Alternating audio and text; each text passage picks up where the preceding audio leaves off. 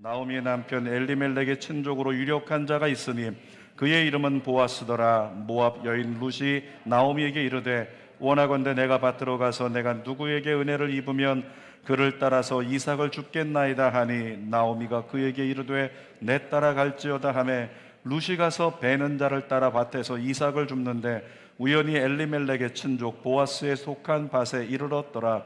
마침 보아스가 베들레헴에서부터 와서 베는 자들에게 이르되 여호와께서 너희와 함께 하시기를 원하노라 하니 그들이 대답하되 여호와께서 당신에게 복 주시기를 원하나이다 하니라.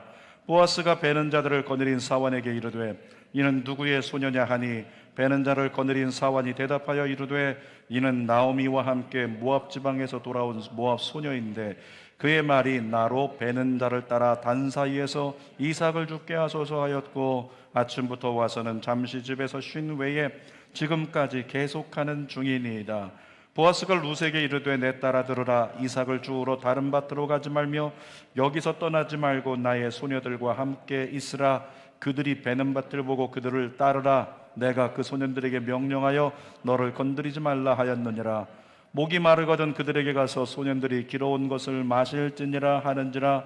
룻이 엎드려 얼굴을 땅에 대고 절하며 그에게 이르되 나는 이방 여인이어거늘 당신이 어찌하여 내게 은혜를 베푸시며 나를 돌보시나이까 하니 보아스가 그에게 대답하여 이르되 내 남편이 죽은 후로 내가 시어머니에게 행한 모든 것과 내 부모와 고국을 떠나 전에 알지 못하던 백성에게로 온 일이 내게 분명히 알려졌느니라.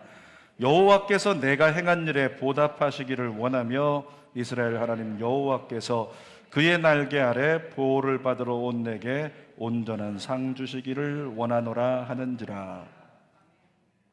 오늘은 룻기 2장 1절에서 12절 말씀으로 제목을 같이 읽어볼까요? 시작. 하나님을 택한 자에게 베푸신 은혜. 한 번 더. 하나님을 택한 자에게 베푸신 은혜. 택한 자라고 썼지만 두 글자로 하면 선택한 자죠. 하나님을 택한 자에게 베푸신 은혜. 오늘의 제목이기도 하고 결론이기도 합니다. 여러분 살다 보니까 인생은 날마다 선택의 연속입니다. 항상 선택을 해야 돼요. 근데 우리가 선택하는 모든 조건에는 단서가 붙는데 하나님께 합당한 거냐, 하나님께 합당하지 않으냐, 하나님의 뜻에 부합한 것인가, 부합하지 않는가, 여기 모든 것이 갈리게 돼 있어요. 그것을 알기 위해서 때로는 잘 모르겠으면 우리는 기도해야 되는 것인데 인류 이래 모든 사람들이요 하나님께 합당한 선택을 하면 얼마나 좋겠어요. 근데 대다수의 사람들은 하나님께 합당한 선택을 하지 못한다는 겁니다. 성경에 보니까 인류 최초의 사람이었던 아담과 하와 아시죠? 아담과 하와도 하나님께서 말씀하셨어요. 다 먹어도 되지만 선악을 알게 하는 나무의 실과는 먹으면 안 된다. 근데 그것을 가지고 하와가 고민합니다. 먹을까 말까, 먹고 싶은데 먹을까 말까 고민하다가 어떻게 해요? 선택합니다. 먹기로. 아담도 하와가 주니까 고민합니다. 받아 먹을까 말까 고민하다가 먹기로 선택합니다. 하나님의 뜻에 합당하지 않은 선택을 인류 최초의 인간부터 해온 거죠. 그 다음에 그 둘이서 쫓겨난 다음에 에덴 동산에서 쫓겨나서 아들을 낳았는데 그 아들의 이름을 가인이라고 해요. 이 가인이 어느 날 보니까 동생 아벨이 하나님께 인정받는 걸 보고 시기가 들었어요. 그래서 고민하기 시작합니다. 선택의 기로에 섰어요. 저 아벨을 죽일까 말까 고민하다가 선택합니다. 하나님의 뜻에 합당하지 않는 아벨을 죽이는 선택을 하는 거예요. 그 뒤로 모든 인생들의 역사가 어떠냐면 항상 하나님의 뜻에 합당한 걸 선택해야 되는데 죄를 선택해요. 하나님께 합하지 못한 것을 선택을 하며 살아가더라는 거죠. 그러니까 우리 하나님께서 모든 인생들을 보는데 저들을 지으셨음을 한탄하사 노아 때에 홍수로서 모든 인류를 전멸시켜버려요. 그리고 노아 자녀들로부터 다시 시작합니다. 그런데 그 이후에 나타난 인생들도 보니까 또 여전히 우상 섬기고 하나님의 뜻을 선택하지 않고 자기 소욕을 선택하고 자기의 죄를 선택하고 살아가는 인생들이 됐다는 거예요. 그래서 수많은 선지자를 보냅니다. 선지자들이 계속 외칩니다. 하나님께 돌아오라, 하나님의 뜻을 따르라, 하나님을 선택하라. 근데 인생들이 안 들어요. 그러니까 오죽하면 나중에 안 되겠어 가지고 신구약 중간기에 공백기를 거치면서 하나님이 고민하다가 최종적으로 내린 결정이 내가 직접 가야 되겠다. 그래서 예수 그리스도로 이 땅에 직접 오시잖아요. 예수님 오셔서 외치신 게 뭡니까? 아버지의 뜻을 행하는 자라야 나의 형제다.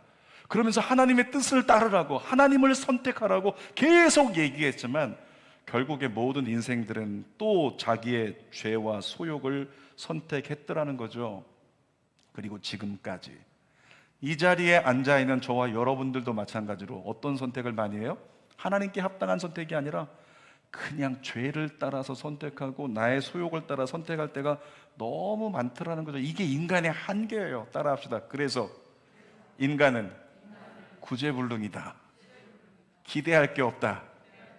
아멘. 인간은 구제불능해요. 기대할 게 없어요. 그러니까 인간 믿지 말라는 거예요. 하나님을 믿지 사람 믿으면 안 된다.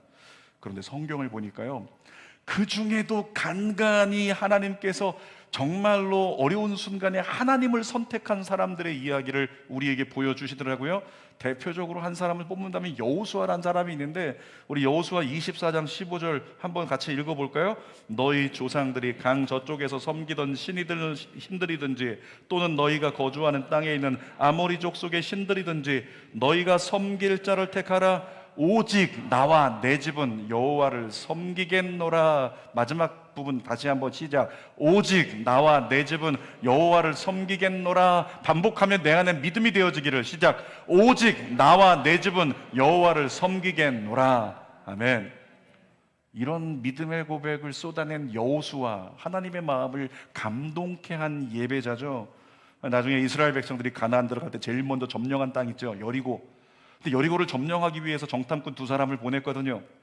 근데 그 두 사람의 정탐꾼을 잘 도왔던 기생 라합도 보니까 여리고 사람인데 기생 라합이 뭐라고 얘기했냐면 당신들의 하나님은 상천하지의 하나님, 그러면서 하나님을 인정하고 하나님을 택합니다. 그로 말미암아 여리고에 있는 모든 사람 다 죽었는데 기생 라합과 그의 집에 있던 사람들은 하나님의 도우심과 긍휼하심을 얻어서 은혜를 베푸심을 얻게 됐다는 거죠. 오늘 본문에 나오는 룻이라고 하는 한 여인이 있는데요, 이 주인공 룻도 마찬가지예요. 자기 만족과 유익보다 하나님을 따르기로 선택한 사람입니다. 결론부터 말합니다. 하나님을 택한 사람은 하나님이 책임져 주신다. 따라합시다. 하나님을 택하면 하나님이 책임지신다. 아멘. 성경은 얘기 안 하는 거예요. 성경의 모든 이야기를 압축해서 얘기한다면 너 하나님 택하면 하나님이 책임지신다. 여러분, 이 프로세서가 여러분 안에서 오늘 든든히 세워지기를 바라고 이 프로세서가 흔들림이 없기를 주님의 이름으로 축복합니다. 자, 세 가지를 나눌 텐데 첫 번째로 오늘 본문을 보니까 하나님을 택한 자, 그 주인공 룻을 위해서 하나님이 보아스라고 하는 보장을 예비하시는 장면을 보게 됩니다. 우리 3주간 나눴어요. 나오미와 룻이 함께 베들레헴에 돌아왔습니다. 그런데 여자들끼리 왔잖아요. 먹을 것이 하나도 없습니다. 남자라도 있어야 나가서 일을 하고 돈을 벌 텐데 여자들끼리 살고 있으니까 돈을 벌 수가 없습니다. 고향으로 돌아왔지만은 고향엔 풍년이 왔는데 주어진 상황이 나오미 가정은 녹록하지가 않았어요. 그 상황에서 남은 거라고는 그냥 나오미가 하나님 붙잡았던 거, 룻이 어머니를 따라 하나님 같이 붙잡았던 거, 이 신앙밖에 없었어요.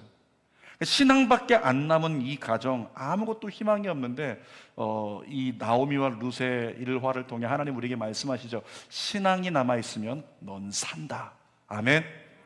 신앙이 남아있으면 산다는 거예요. 룻이 쌀독을, 우리로 얘기하면 쌀독을 쳐다보다가 먹을 게 떨어져가지고 고민하고 있는 거죠. 이러다가 우리 노모이신 어머니 생명을 잃고 나도 그냥 굶어서 죽겠다 생각이 드니까 안 되겠어 가지고 어머니에게 부탁을 합니다. 어머니, 나가서 저 이삭 좀 주워오게 해주세요. 이삭 줍는다는 게 뭐예요? 길거리에 그냥 떨어져 있는 곡식 털다가 떨어진 거, 그거 쭉정이 그냥 주워다가 그거 어떻게 골라서 먹는다는 거죠.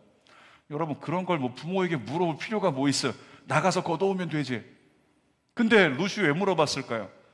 룻은 모압 사람이었거든요. 이방 여자였어요.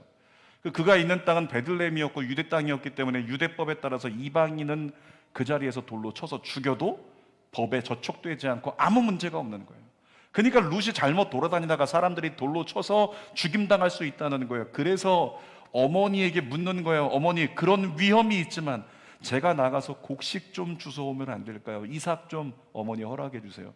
그걸 나오미가 어떻게 해요? 허락해요. 왜? 방법이 없잖아요. 그냥 먹고 살 것이 없기 때문에 굶어 죽는 것보다 나을 수 있으니까 그래, 다녀와라. 그리고 얼마나 나오미가 하루 종일 가슴 졸였을까요? 어쩌면 기도했을지 몰라요. 우리 룻을 보호해 주세요. 룻을 지켜주세요. 어려움 당하지 않도록 그랬겠죠.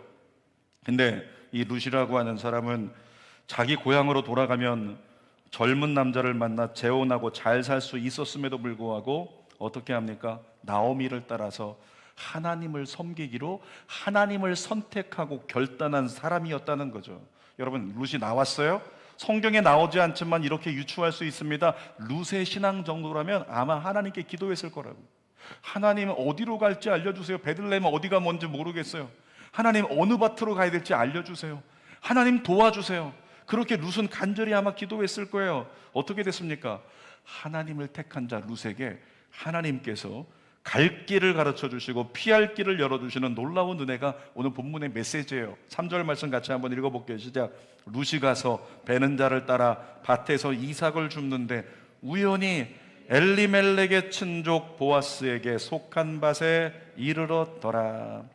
성경에 보니까 예전에도 제가 새벽에 한번 나누다가 했던 얘기인데 펜을 들고 만약에 이 구절 중에서 표시를 한다면, 밑줄을 그은다면, 동그라미를 친다면 세 글자 뭐에다 칠까요?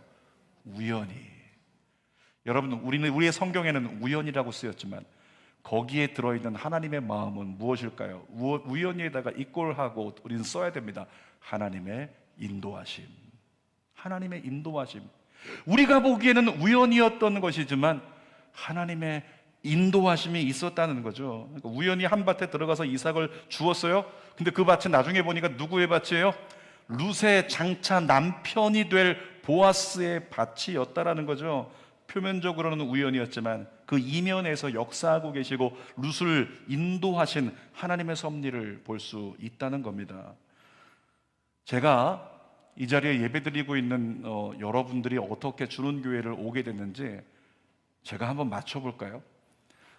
얘기를 들었던 분들도 있지만은 또 그렇지 않은 분들도 계시기 때문에 어쩌다가 주는교회에 왔을까? 제가 한번 맞춰볼게요. 여러분들이 김포에 이사 왔어요.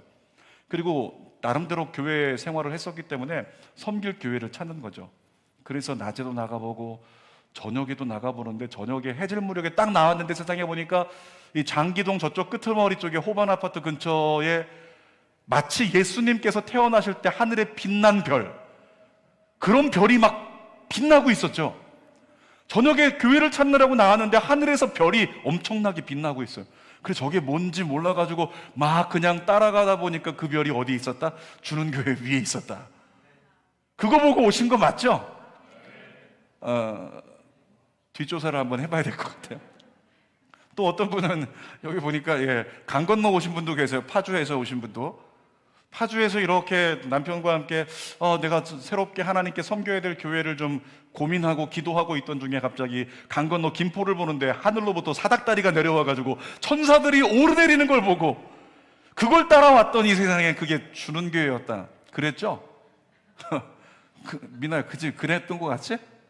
천사들이 오르내리는 거 보고 강 건너 온 거지?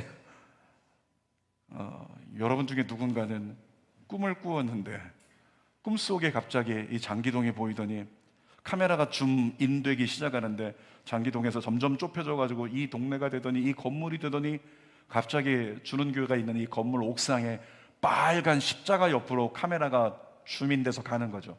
그 옆에 누가 서 계셨다? 예수님이 서 계신 거예요. 근데 예수님이 여러분에게 말씀하신 거죠. 태연아, 네가 섬겨야 될 교회가 여기다. 그 음성 듣고 오셨죠? 맞습니까? 그게 맞나요? 제가 주는교회 세운 지 이제 거의 한 달 모자란 9년이 돼 가는데요. 그래서 주는교회 왔다는 사람 본 적 한 번도 없습니다.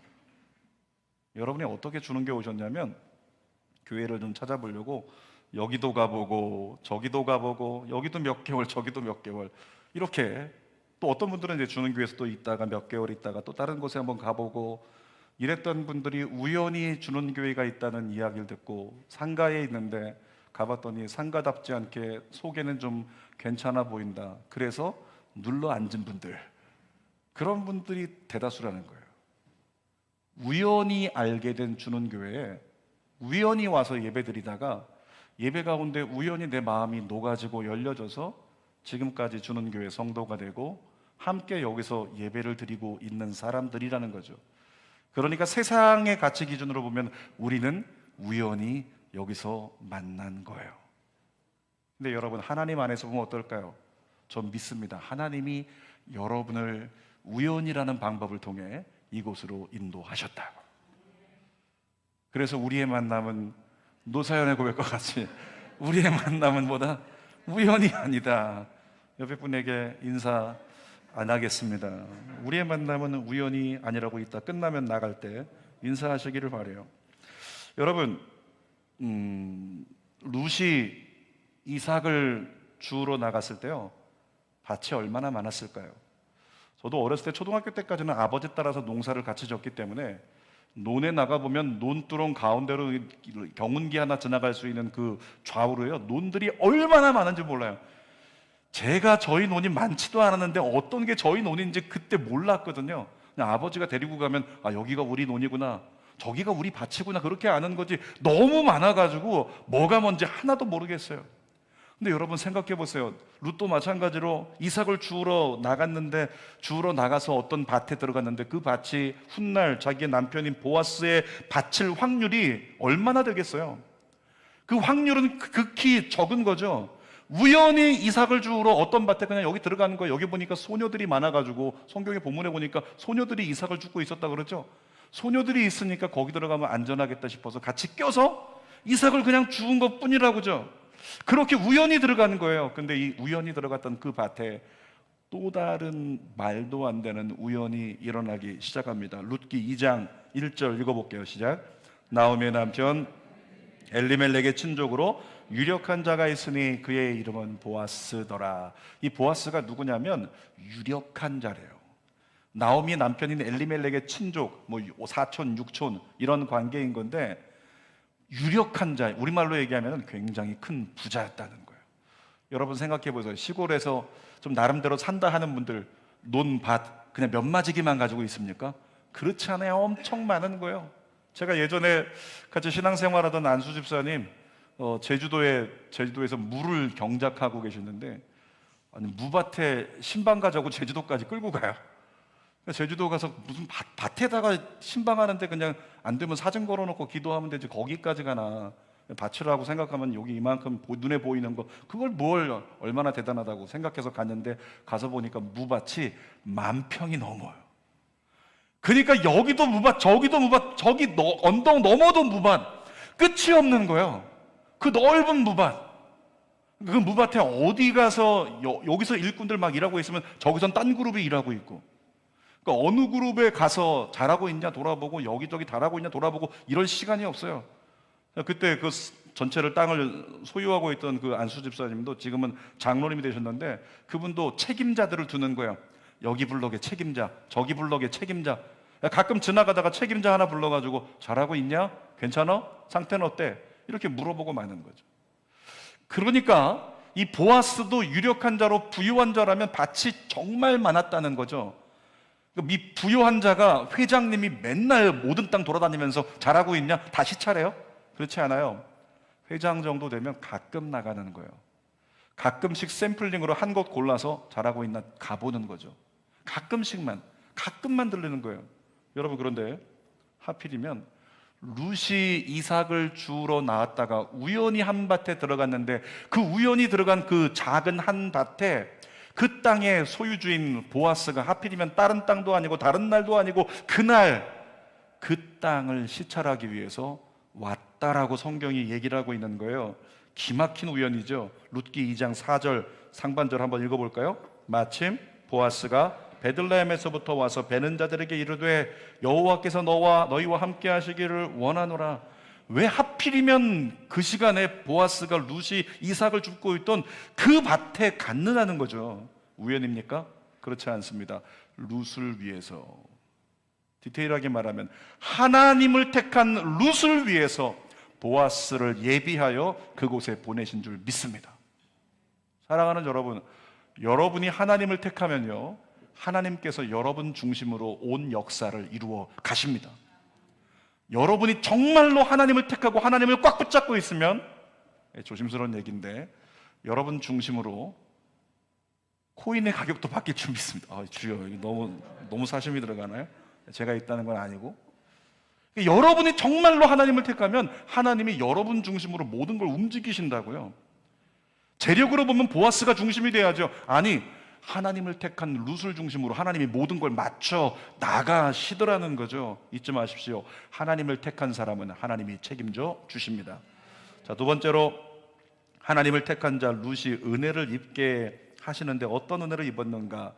여러분, 보아스가 그 땅에 왔다가 잘하고 있나? 예, 잘 되고 있습니다. 근데 못 보던 여자가 하나 있는 거예요. 그래서 일꾼들에게 물어봅니다. 저 여자 누군가? 그랬더니 일꾼이 얘기하는 거죠. 나오미와 함께 모압에서 온 소녀인데, 이렇게 써 있어요, 성경에. 소녀라고 하지만 이미 뭐 시집간 여자를 무슨 소녀라고 할 게 뭐 있어요. 젊은 여자인 거지. 우리나라식으로 얘기하면 젊은 처자라고 얘기할 수 있겠죠. 그렇게 일꾼들을 따라서 다니면서 이삭 죽도록 허락해달라고 해가지고 여기서 죽게 했습니다. 책임자가 얘기를 하고 있는 거예요. 그랬더니 또 이상한 일이 벌어져요. 갑자기 이 보아스가요, 과도한 친절을 베풀어요. 생각해 보세요. 소녀들 많이 있었어요. 여기 있는 소녀들 생각해 봅시다. 이 소녀같이 생기진 않았지만 소녀들 많이 있는데 거기서 보아스가 가서 친절을 베풀어요. 너희들 열심히 하느라 고생한다. 이삭 주느라 고생하지. 야, 이 곡식 나눠줄게. 이렇게 하면 모두 다 나눠줘야지. 근데 보아스가 어떻게 해요? 룻에게만 유일하게, 유독 룻에게만 먹을 걸 주고 마음을 나누고 말을 시키면서 옆에 앉혀가지고 과도한 친절을 베푸는 거예요. 8절과 9절 함께 읽어보겠습니다. 시작. 보아스가 룻에게 이르되 내 딸아 들으라. 이삭을 주우러 다른 밭으로 가지 말며 여기서 떠나지 말고 나의 소녀들과 함께 있으라. 떠나지 말고 너 여기서만 이삭을 주어? 이 얘기한 거죠. 9절도 읽어보겠습니다. 그들이 베는 밭을 보고 그들을 따라가 내가 소년들에게 명령하여 너를 건드리지 말라 하였느니라. 목이 마르거든 그릇에 가서 소년들이 길어온 것을 마실지니라 하는지라. 사실은 이 보아스가 이런 지침이 없었다면 이방 여자기 때문에 그냥 일꾼들이 막 이렇게 해코지할 수도 있고, 물을 마시려고 하면 네가 떠다 먹어라 이 더러운 이방인, 이렇게 할 수 있다는 거죠. 근데 보아스가 와가지고 얘기한 거죠. 그들이 떠온 물을 다 저 소녀가 먹을 수 있게 하고 또 여기서 마음껏 할 수 있도록 아무도 건드리지 말라, 이렇게 부탁까지 다 해놨다는 거예요. 여러분, 세상에 생각해 보십시오. 룻이 젊고 이뻐서 이렇게 잘해줬을까요? 그렇지 않습니다. 룻이 하나님께 은혜를 입은 자였기 때문에 보아스를 통해서 은혜를 입게 하신 거예요. 여러분이 하나님의 은혜를 입은 자가 되시길 축복합니다. 여러분이 하나님을 택하면 하나님이 여러분을 책임져 주시는 은혜를 입혀 주십니다. 여러분, 본문 이후에 보니까 더한 일이 벌어져요. 완전히 이거 무슨 영화의 한 장면 같아요. 로맨스 영화 같아요. 점심시간에 보아스가 야 룻, 내 옆에 와서 앉아. 그러더니 빵을 갖다 꺼내가지고 초를 찍어서 이렇게 주었대요. 우리식으로 얘기하면 발사믹 소스에다가 이렇게 콕 찍어가지고 너 이거 먹어, 룻 먹어. 그럼 볶은 곡식 갖고 와라. 룻은 요만큼밖에 안 먹는데 이만큼 갖고 와서 너 이거 다 먹어. 내어주고. 그러면서 얘기하는 거죠. 사람들 불러가지고 이따 오후에 이삭 주울 때 말이야, 룻 근처에 있는 한 소녀는 말이지 곡식을 털 때 일부러 많이 떨어뜨려 룻이 주워갈 수 있도록. 보아스가 현빈이에요? 완벽한 연출 가지고 그녀를 만족시키는 현빈입니까? 어떻게 이렇게 할 수가 있느냐고. 이건 말도 안 되는 일이 벌어지고 있는 거죠. 집으로 저녁이 돼가지고 룻이 돌아갑니다. 시어머니가 보니까 세상에 자루를, 곡식을 한 자루씩이나 메고 오니까 아니 어디서 그렇게 많이 얻었느냐 물어보니까 자초지정을 설명합니다. 그것이 19절 말씀인데 읽어보겠습니다.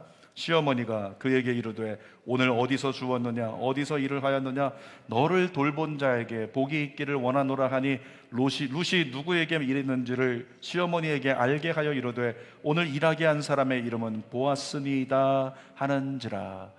보아스가 이렇게 친절을 베풀어 주었습니다. 그 순간에 나오미는요 등골이 오싹했어요. 왜냐하면 나오미는 알고 있었거든요. 그러니까 속으로 생각하는 거예요. 세상에 이럴 수가, 어떻게 이런 은혜가. 그러면서 나오미의 눈에 눈물이 맺혔을지 몰라요. 왜냐하면 보아스는 누구였기 때문에 1절 말씀에 기록된 것처럼 엘리멜렉의 친족이었기 때문에. 여러분 알고 계시죠? 이스라엘 백성들에게 하나님께서 제정하신 법이요, 여인들은 노동을 할 수 없었기 때문에 먹고 살려면 남편이 있어야 돼요. 집안에 남자가 있어야 되는 거예요. 근데 결혼한 여자가 어떻게 해요? 남편이 사망해버리면 먹고 살아갈 길이 없잖아요. 그러면 남편의 동생이 있으면 동생이 그 형수를 아내로 맞이하여 데리고 평생 책임지고 살아야 되는 거예요. 만약에 형제 중에 남자가 없다면 사촌 중에라도, 육촌 중에라도, 친족 중에 누군가 있으면 책임지고 그 사람을 아내로 맞아서 데리고 살아야 된다는 거죠. 근데 보아스가 누구였다고요? 친족이었다는 거예요. 보아스 그 지방에서 유력한 자, 어쩌면 보아스는 가까이 할 생각도 못했던 게 유력한 자, 회장님, 그런 회장님에게 너 아내로, 우리 아무것도 빈털터리로 이방 여인이 왔는데 이방 여인 맞아달라 할 수가 없는 거죠. 근데 그 보아스가 이렇게 친절을 베풀어 주었다니까 나오미 생각에 이것은 우연이 아니구나. 하나님을 선택한 룻에게 하나님이 은혜를 입히신 거구나. 여러분에게 동일한 은혜가 입혀지기를 축복합니다. 나오미가 하나님의 뜻을 직감하면서 룻에게 부탁을 해요. 다른 밭 절대 가지 말고 보아스의 밭에만 가라고 당부합니다. 그리고 23절 마지막에 이렇게 써 있습니다. 읽어보겠습니다. 이에 룻이 보아스의 소녀들에게 가까이 있어서 보리 추수와 밀 추수를 마치기까지 이삭을 주우며 그의 시어머니와 함께 거주하니라. 여러분 잘 보세요. 하나님을 택한 자에게 허락하시는 하나님의 은혜가 보이십니까? 하나님을 택한 자 룻에게요, 하나님께서 이방인인데 생명의 위협이 있는 땅에서 보호받는 은혜를 허락하셨어요. 보아스가 아무도 건드리지 마, 보호받는 은혜를 허락하셨다는 거죠. 뿐만 아니라 거둘 것을 풍족히 얻을 수 있는 은혜를 하나님이 허락해 주시더라는 거예요. 자기 인생을 책임져 줄 수 있는 사람과의 만남이 허락되더라는 거죠. 사랑하는 여러분, 여러분들이 자녀를 양육할 때 하나님을 택할 수 있는 사람으로 양육한다면 동일한 축복이 여러분의 자녀들에게 임할 줄 믿습니다. 동일한 은혜가 저와 여러분들에게도 임하기를 원해요. 살다 보면 당장에는 좀 힘들어가지고 타협할 수 있습니다. 하나님 제대로 섬기지 못하고 하나님의 뜻에 순종하지 못하고 하나님의 법대로 살아가지 못할 때가 많이 있다는 거예요. 여러분, 그와 같이 힘들고 어려울 때도 여러분께 부탁하기는 힘들지만 하나님을 선택하십시오. 따라하겠습니다. 하나님을 선택하겠습니다. 이삭을 기억하세요. 이삭 창세기 26장 보면은 흉년을 만났거든요. 근데 흉년을 만나가지고 애굽으로 가야 살 것 같다고 생각이 들었는데 하나님의 음성이 들려오네요. 하나님께서 너는 떠나지 말고 그랄 땅에 있어라. 그래서 여기 있다가는 힘들 것 같은데, 죽을 것 같은데, 안 될 것 같은데 계산이 안 나오지만 하나님의 뜻을 따랐어요. 하나님의 뜻을 선택했다고요. 그랬더니 성경에 놀라운 역사가 일어나는 거죠. 창세기 26장 1절에서 2절 읽어보겠습니다. 그 땅에 또 흉년이 들매 여호와께서 이삭에게 나타나 이르시되 애굽으로 내려가지 말고 내가 내게 지시하는 땅에 거주하라. 그렇게 거주를 했단 말이에요. 창세기 26장 12절 13절 읽어보겠습니다. 이삭이 그 땅에서 농사하여 그 해에 100배나 얻었고 여호와께서 복을 주심으로 그 사람이 창성하고 왕성하여 마침내 거부가 되어. 인간적으로 생각해 보면 이거예요. 지금 힘들고 죽겠어가지고 안 되겠어요. 내가 하나님께 드리지 못하겠어요. 내가 하나님께 헌신하지 못하겠어요. 하나님 뜻을 따르지 못하겠는 거예요. 무섭고 힘들고 답답하니까. 그래서 안 했더니 아무 일도 일어나지 않았다. 이렇게 돼야 되는데 하나님이 무리한 요구, 흉년이지만 너 내 뜻 안에 있어야 돼. 흉년이지만 너 나를 따르는 거 선택할 수 있으면 좋겠다. 그래서 무리한 선택을 요구하신 하나님 뜻을 따라 선택했더니 어떻게 됩니까? 흉년인데도 100배의 결실을 거둬서 거부가 되어 지금까지도 얘들아 믿음의 사람은 이렇게 사는 거야 표본이 되었단 말이죠. 다시 한번 말씀드립니다. 잊지 마십시오. 하나님을 택한 사람은 하나님이 책임져 주십니다. 세 번째로 룻에게 베푸신 하나님의 은혜에 도대체 근거가 뭐냐? 이미 제목에 나와 있는 거지만 그 근거를 한번 살펴보겠습니다. 10절 말씀에 나와 있죠. 읽어보겠습니다. 10절. 룻이 엎드려 얼굴을 땅에 대고 절하며 그에게 이르되 나는 이방 여인이거늘 당신이 어찌하여 내게 은혜를 베푸시며 나를 돌보시나이까 하니. 이 룻도 당황스러운 거예요. 왜 저에게, 왜 이방인인 저에게 왜 이렇게 과도한 친절을 베푸시죠? 그리고 물어보니까 11절에 보아스가 대답을 하죠. 시작. 보아스가 그에게 대답하여 이르되 내 남편이 죽은 후로 내가 시어머니에게 행한 모든 것과 내 부모와 고국을 떠나 전에 알지 못하던 백성에게로서 온 일이 내게 분명히 알려졌느니라. 두 개를 얘기하는데 첫 번째는 시어머니한테 네가 정말 잘했다는 걸 우리가 들었다. 너 정말 착한 사람이야. 이렇게 얘기하고 있는 겁니다. 따라합시다. 착한 것은, 착한 일은 그리스도인의 사명이다. 아멘. 여러분 착하게 사십시오. 왜 아멘이 없어요? 착하게 사세요. 오늘 집에 돌아가서요 펜 들고 여기다 새기세요. 오늘 하루만 착하게 살자. 그리스도인은 착하게 살아야 돼요. 세상 사람보다 달라야 됩니다. 착하게 살아야 돼요. 가족들에게 착한 사람이 돼야 됩니다. 왜냐하면 하나님께서 그렇게 말씀하고 계시니까. 지금 룻을 보니까 어땠다? 세상의 시어머니인데, 이곳에 계신 시어머니들께 죄송한 마음, 한국의 시어머니하고 힘들잖아요, 며느리하고. 근데 며느리가 시어머니를 너무 극진히 선대하고 시어머니를 포기하지 않고 봉양하는 이 선을 베푸는 이 착한 행실, 그것 때문에 베들레헴 전체에 룻의 소문이 났다는 거예요. 보아스가 그걸 들었다는 거죠. 뿐만 아니라 고국을 떠나서 모압으로 돌아갔으면 젊은 남자 만나서 떵떵거리고 잘 살 수 있는데, 이방신 우상을 섬기는 땅으로 돌아가지 않고 하나님을 섬기기 위해서 이 이스라엘 땅, 유대 땅 베들레헴으로 온 것, 너의 신앙 우리가 들어서 다 알고 있다, 이런 이야기를 하고 있는 거죠. 그래서 너에게 긍휼을 베푼 거라고.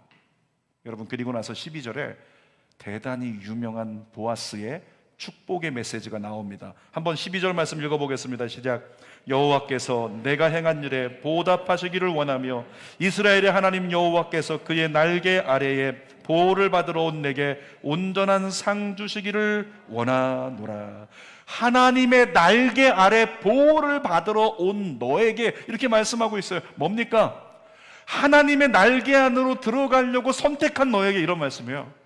하나님을 택한 너에게, 하나님의 뜻을 택한 너에게, 하나님의 마음을 택한 너에게 하나님께서 상 주시기를 원하노라. 사랑하는 여러분, 하나님의 날개 아래로 들어가십시오. 머니 아래로 들어가지 말고, 세상 가치 아래로 들어가지 말고 하나님 날개 아래로 계속 더 들어가서 주님이 허락하시는 상급을 누릴 수 있는 우리 모두가 되기를 원합니다. 제가 제 인생 가운데 잘했다고 생각되는 두 가지 선택이 있는데요. 첫 번째는 뭐냐면 정말 사업가가 되고 싶었거든요. 사업 열심히 해가지고 돈 많이 벌어서 우리 집 가난하게 살았었는데 좀 떵떵거리고 살아보고 싶다, 그렇게 세상적인 계획과 욕망으로 가득했던 제가 하나님께서 어느 날 주의 일만 해라, 그리고 주의 종으로 부르실 때 그 주의 종의 부르심에 대해서 제가 하나님을 선택하고 결단하고 아멘했다는 것, 저는 그것이 하나님 안에서 첫 번째 잘한 선택이라고 믿습니다. 제 학창시절 꿈이요, 중학교 때는, 웃지 마세요, 시인이었습니다. 중학교 때 시인이었고요, 고등학교 때는 성악가가 되는 게 꿈이었어요. 시인이 돼가지고 우리 제자들에게 잠깐 눈 감으라고 하고 제가 쓴 시를 다 읽어주면서 그런 걸 꿈꿨었고, 또 고등학교 때는 성악가가 되는 게 꿈이어가지고 성악가가 돼서 내가 세종문화회관 대강당에서 솔로로 노래하리라, 대강당에서 그런 꿈을 꿨죠. 나중에 천식 때문에 성악을 포기할 때는 작곡이라도 해서 내가 만든 음악들 가지고 사람들이 위로받고 평안을 얻었으면 좋겠다, 이런 바람들이 있었다는 거죠. 아무것도 이루어지지 않았지만, 주님께서 저를 코 깨가지고 주의 종 만드느라 아무것도 안 되었지만, 놀라운 은혜는 주의 종이 되고 난 다음에 세 가지를 다 했다는 거예요. 청년들을 담당할 때 제가 쓴 시를 청년들에게 예배 중간에 제 시를 딱 읽어주면서, 다음 주에 시가 나올지 몰라요, 시를 읽어주면서 그 예배 끝나고서 그냥 시에 감동받았다고, 말씀의 감동이 아니라 시에, 이런 얘기도 듣고, 또 다른 노래는 아니지만 복음성가 경연대회를 나간 적이 있었는데, 극동방송에서 마지막 결선에서 세종문화회관 대강당에서 노래를 하는데, 그날따라 저희는 12명의 중창팀이었는데 솔리스트가 그날 컨디션이 안 좋아서 빠져버렸어요. 제가 솔로를 했다는 거 아니겠습니까? 바랬던 꿈이 이루어지는 순간이었죠. 뿐만 아니라 나중에 클래식은 안 되지만은 찬양곡이라도 써서 나눴으면 좋겠다고 썼더니 그것을 가지고 부르는 사람들이 은혜 받고 나누는 것을 보게 될 때 어느 순간 제가 바랬던 모든 꿈은 다 이루어졌더라고요. 왜? 하나님께 순종했더니, 하나님의 부르심에 대하여, 하나님의 택하심에 제가 하나님의 순종을 선택하고 주님의 뜻을 따랐더니 그 일이 일어났더라는 거예요. 저는 지금도 주의 종이 된 것을 너무 감사하게 생각합니다. 두 번째로 제가 잘한 선택이 있는데, 제가 이전에 사역하던 곳이 부유한 동네입니다. 강남에서 잘 나가는 동네 다 맡고 있었어요. 그러니까 그곳에 있으면서 느꼈던 것은, 야, 하나님, 주님께서 내가 사역 그동안 하면서 얼마나 힘들었던 걸 아시면 여기서 나를 피하게 하시고 쉬게 하시고 안식하게 하시사 아이들 교육 끝날 때까지 필요한 거 다 공급받으라고 여기 있게 하신 것 같다, 이런 생각을 했었어요. 근데 어느 날 하나님께서 제게 말씀하시는 것이 사직서를 쓰고 교회를 세워라, 이와 같은 부름. 그 부름이 굉장히 순종하기 힘들었지만 기도하고 하나님이 원하시는 그 뜻을 선택했어요. 그 뜻의 결과가 뭡니까? 그 선택의 결과가 무엇입니까? 그 선택의 결과가요, 윤복희식으로 얘기하면 여러분. 그 선택의 결과가 여러분이에요. 저는요, 여러분 보면 감동이 돼요. 야, 어떻게 이렇게들 앉아있을까? 어떻게 이렇게들 앉아있을까? 주는 교회에서. 근데 하나님께서 딱 한 가지 이유인 것 같아요. 하나님의 부르심에 대해서 사직서 쓰고 모든 만족과 유익 내려놓고 하나님을 택했던 거. 사랑하는 여러분, 저는 지금 주는 교회 담임 목사가 된 것이 너무너무 감사하고 행복합니다. 안 믿어지시나요? 취소할까요? 설교 결론입니다. 오늘 제목이 뭐였어요? 하나님을 택한 자에게 베푸신 은혜. 이 제목에 여러분을 대입했으면 좋겠어요. 여러분이 하나님을 택하시면 여러분에게 하나님의 은혜를 베풀어 주십니다. 하나님을 택한 사람은 더딜지라도 반드시 책임져 주십니다. 애들 키우려고 어떻게 하세요? 연출하시죠? 계획하시죠? 사업 일구어 가려고 어떻게 하세요? 연출하시죠? 계획하시죠? 여러분이 계획하는 모든 걸 다 다른 말로 하면 연출인 거예요. 내 인생을 우리는 대부분이 내가 연출하고 있잖아요. 내가 연출하고 살아간다는 거예요. 그러니까 늘 결과는 힘들고 어렵고 버겁고 지치더라는 거죠. 여러분, 그런데 내 인생을 하나님께서 연출해 주신다면 그 인생은 모든 것이 하나님을 택한 나 중심으로 되어질 수 있도록 역사하시는 말도 안 되는 역사, 그 역사가 여러분의 삶에 일어날 줄 믿습니다. 룻이 그 증거잖아요. 룻에게 은혜를 입혀주시고 갈 길을 열어주시고 큰 상급을 얻게 하신 은혜, 여러분에게 동일한 은혜가 임하기를 주님의 이름으로 축복합니다. 그렇게 은혜를 입은 여러분들을 바깥에 나가서 마음껏 자랑할 수 있도록 여러분, 하나님을 택하십시오. 하나님의 뜻을 택하세요. 하나님의 뜻에 합당한 봉사, 하나님의 뜻에 합당한 헌신, 하나님의 뜻에 합당한 신앙, 이걸 붙드세요. 그리고 하나님 바라보세요. 하나님이 여러분을 책임져 주십니다. 기도하겠습니다. 살아계신 아버지 하나님, 우리의 가는 길 주님이 인도하실 줄 믿습니다. 그는 보이지 않아도 날 위해 일하고 계심을 믿습니다. 그 하나님 믿고 하나님 선택하고 하나님 택하고 하나님 따르고 하나님의 뜻에 있고 하나님의 말씀에 합당한 그 믿음의 삶으로 감히 순종할 수 있는, 걸어갈 수 있는 용기를 허락하여 주시옵소서. 예수님의 이름으로 기도합나이다. 아멘.